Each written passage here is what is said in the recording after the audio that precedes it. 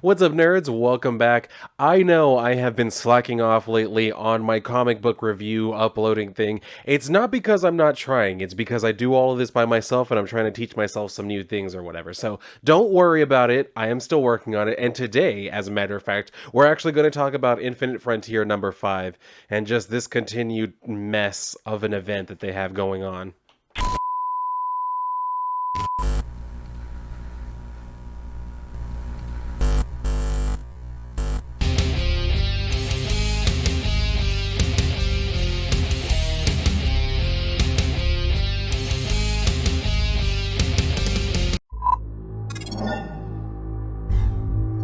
All right, so like I said, this is a bit of a mess because I don't really know what it is that we're supposed to be going for here. I mean, the villains at the moment are the people who are trying to stop any more crossover events. They're trying to stop all of this like mixing of universes and traveling back and forth. They're not trying to destroy any other universes. They're just trying to make it to where they can't travel back and forth and things don't cross over. That's it. That's what the villains want. And as far as I know, that's what pretty much everyone wants. So I guess we're all the villains, or you know what? I'll speak for myself. I won't speak for everybody. I guess I'm the villain because that's what I want. But apparently, we're going to see what happens because, like I said, if that's what the villains want and the heroes obviously don't want that, I don't really know how this plays out, but I guess we're going to find out. So we're kind of starting out here with Psychopirate, who's kind of talking about, what came before and the fact that, all of this is basically just, like they keep making references back to Crisis on Infinite Earths, like the very first Crisis. They do make a lot of references to that, but I don't know if they're specifically trying to undo that in particular. That might be what they're going for here, but let's just see what Psychopirate says. So he says, the multiverse is real. You and I both know that, and yet those words made people on Earth Zero think I was nuts. They locked me up, threw me in Arkham for years. Instead of listening to me, helping me, they hid the truth. My world was the original Earth 2, the one before that first big crisis. When the multiverse was recreated, my Earth 2 no longer existed, replaced by a brand new fancy one. How do you think that made me feel?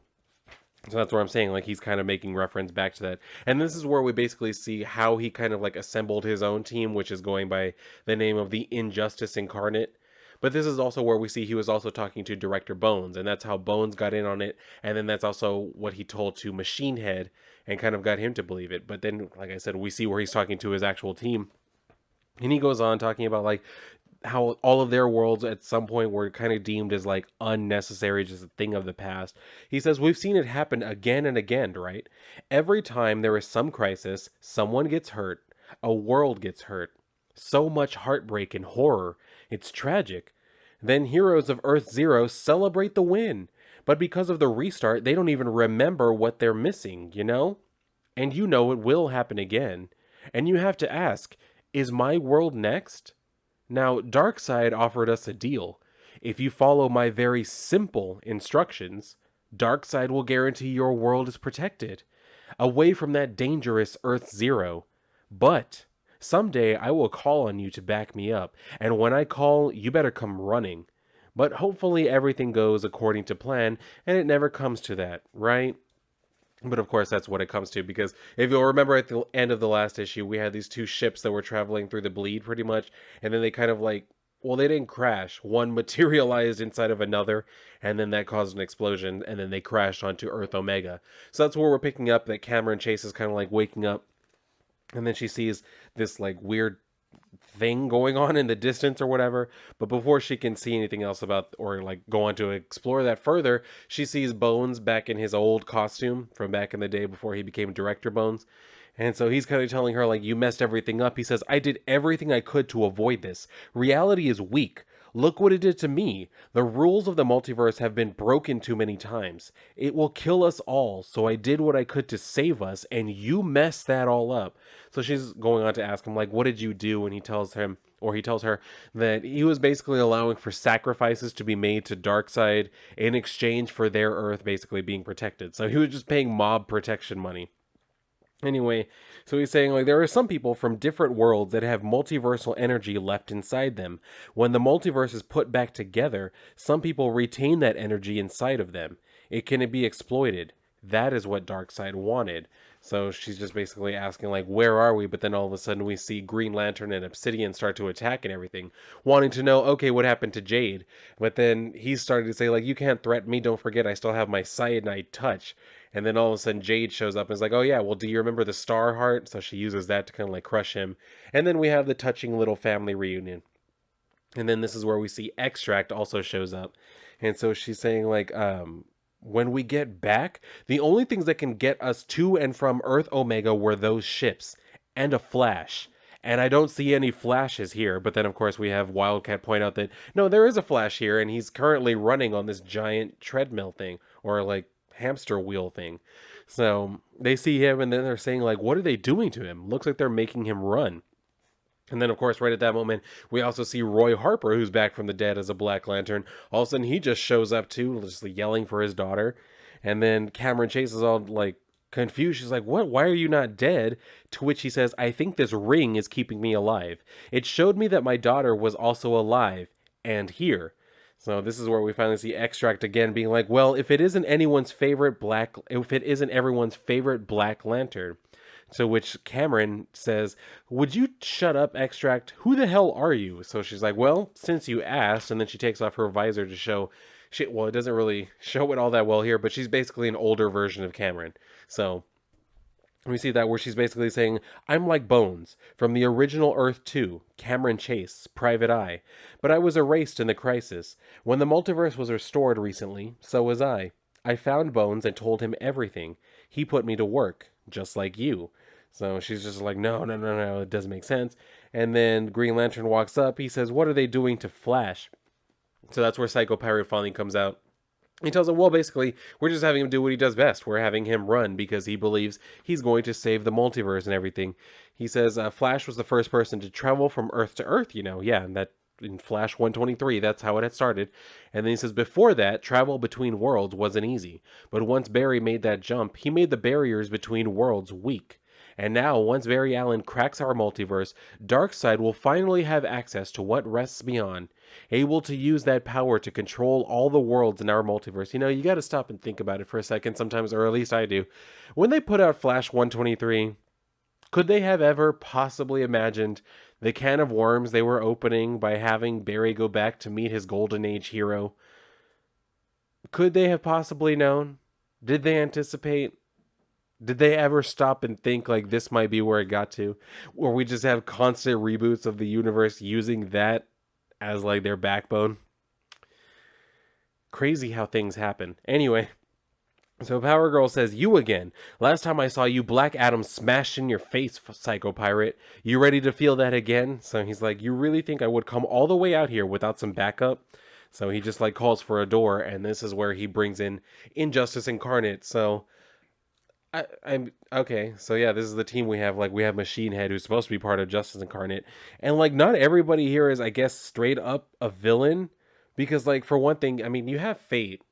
He, I mean, granted, he was sort of more the anti-hero type, I guess, but still, like I don't know if I would put him on this team. And then you have Lady Quark, who I mean, way back in the day, was like a hero of her own planet, and then she got kind of warped because of things that happened to her too. But I don't.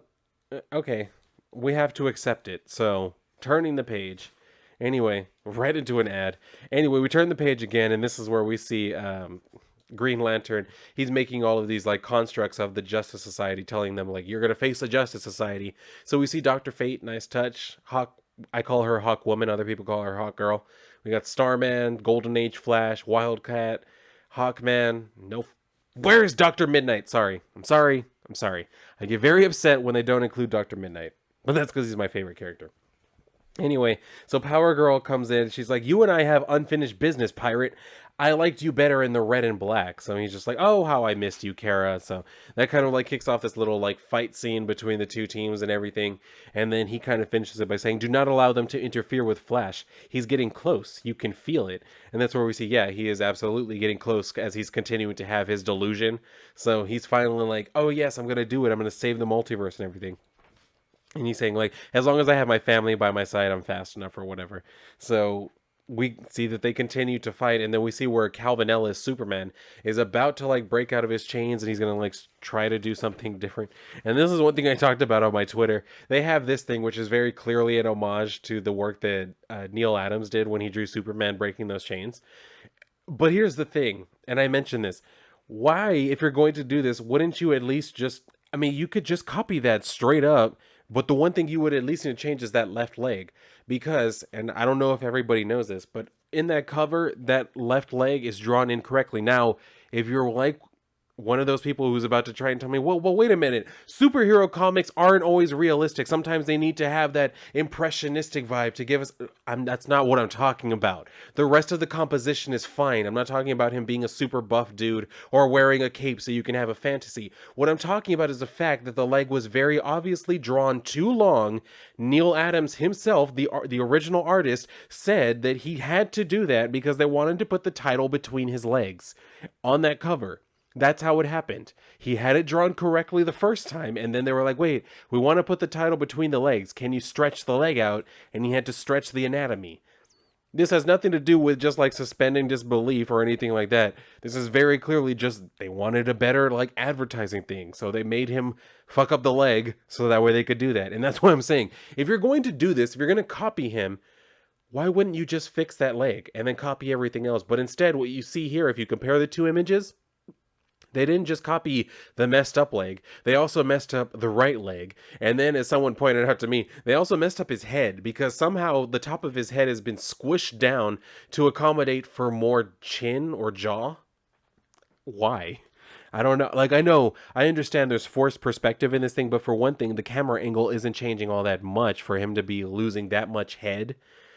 And then also, like, this just doesn't work. Again, why would he have this much jaw? If you look at the next page, you can see where he doesn't have that broad of a jaw.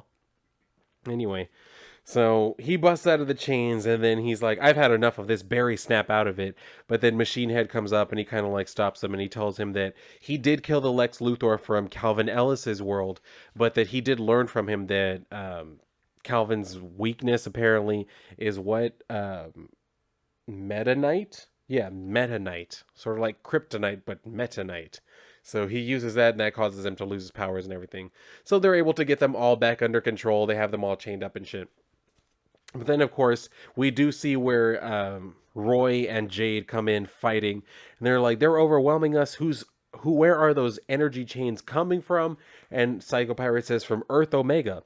All us here. Our connections to the multiverse powers Earth Omega. It's a prison world, and the chains that bind it grow.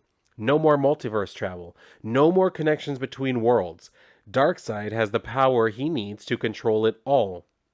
And this is where Roy asks, like, well, what happens to the multiverse? So Jade's like, it's meant to always be in motion. This would slow everything down to a crawl, to entropy. We have to, and she tries to do something, but she's wrapped up in the chains.